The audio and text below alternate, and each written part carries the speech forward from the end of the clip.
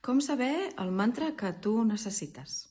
Doncs és força difícil, perquè no tenim prou coneixement de les escriptures sànscrites, ni dels Vedes, ni de tots els textos associats amb els Vedes per saber el seu significat i el propòsit, perquè el més important d'un mantra és el propòsit, no tant el significat. Llavors, és com un bitllet de tren. El bitllet de tren tu l'agafes amb un destí. Llavors, el mantra és també un bitllet de tren que té un destí.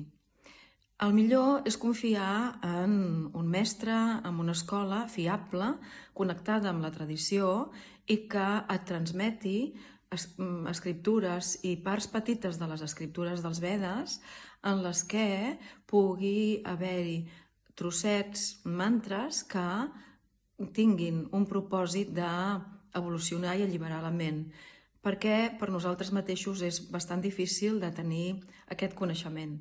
Així que en propers reels et vaig explicant diferents mantres universals favorables i els seus propòsits.